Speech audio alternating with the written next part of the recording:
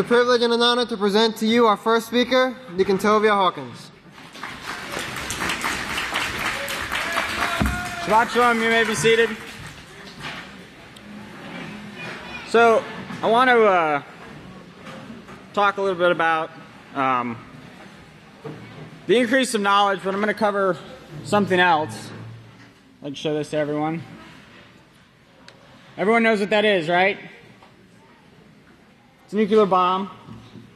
And, we think about them today as, yeah, they're powerful, but how powerful are they, actually? If everyone got the opportunity to read out of the Peaceful Solution to Rebuilding the Next Temple in Jerusalem, Pastor put an article, and this was written in 1989. Pastor put this article in here. And it says, if a 20 megaton nuclear weapon were dropped on this university, it would reach 50 million degrees. Now, this is just a 20 megaton. Okay? More than 4 times the temperature of the center of the sun. The land would be vaporized, leaving a 600-foot deep, nearly 1.5 miles in diameter, 1.5 mile diameter hole. This is just a 20 megaton. Now, let me show you this. Biggest U.S. nuclear bomb dismantled in Texas.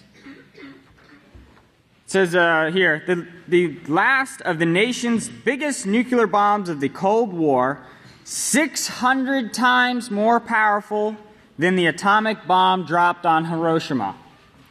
Now they talk a little bit about how big that one was, and that was comparatively small. Now, here's the problem they have with these bombs. They can't drop them out of planes because they're so big, they risk engulfing the pilot and the plane in the nuclear blast. This is one of the United States' biggest one. I don't know if any of you have ever heard of a nuclear bomb. It was called Tarza. The Soviet Union designed this one. And it was in 1961, October 30th, 1961. It says, the Tarza bomb was its nickname. It was a hydrogen bomb. It is the most powerful nuclear weapon ever detonated. And it remains that way. That is the most powerful explosion in human history. Developed by the Soviet Union, the bomb was originally designed to have a yield of 100 megatons. So we went from 20, which was just this article, and if you read, I didn't want to read the whole thing, but go and read that, because it talks about how 25, 50, I don't remember how many miles away, but it was some crazy number that you can actually get third-degree burns from these things. Okay, but I'm going to read about this one here. It says, to have a yield of 100 megatons of TNT, but the yield was reduced to 57 megatons to reduce the nuclear fallout and also prevent the blast from destroying the aircraft that the bomb was dropped out of. The attempt was successful and was one of the cleanest. So they say it was one of the cleanest. Once the bomb had went off, it didn't put up too much radiation. They expected to do a lot more. But the United States had one of their biggest tests. They actually almost killed everyone that was involved in it.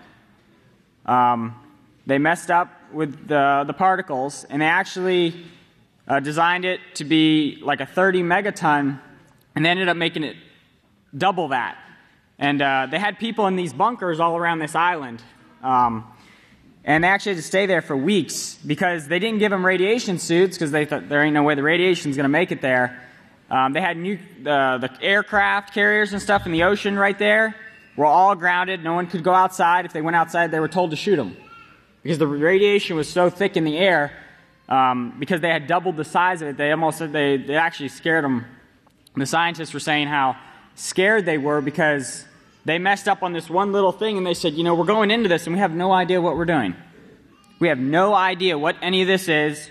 We're playing with it. We're tampering with it. We're trying to make it work.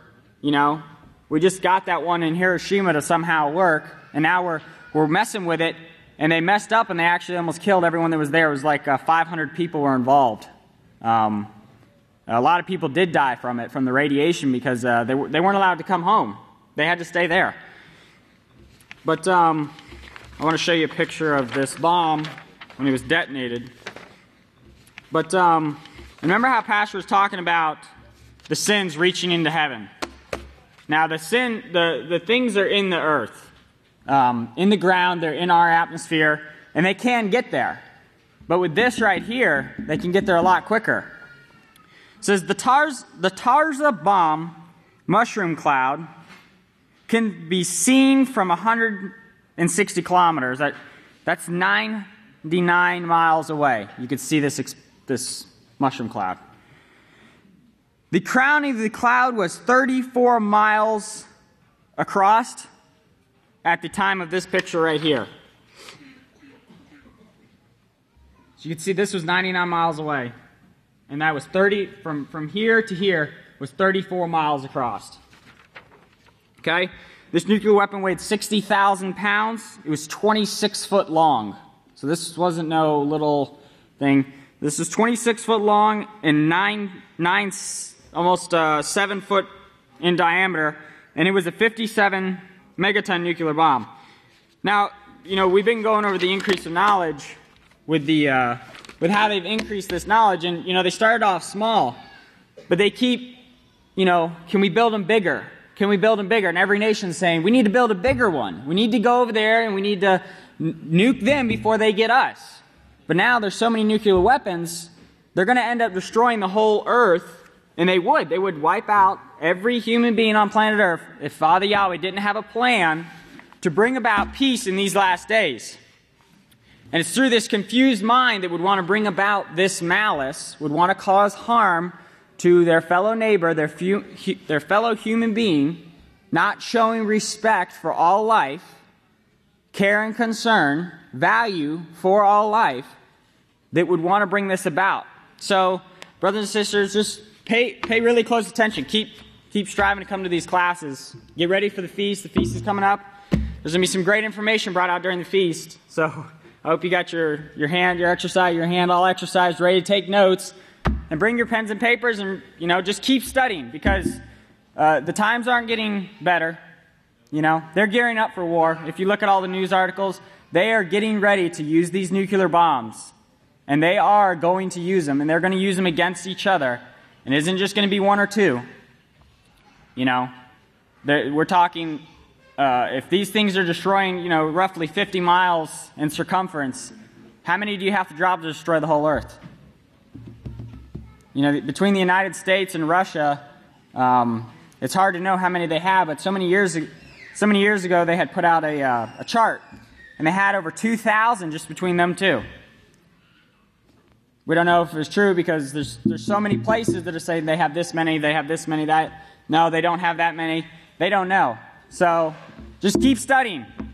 Go for the gold. And with that, I'm going to turn it over to Deacon Timothy for prayer.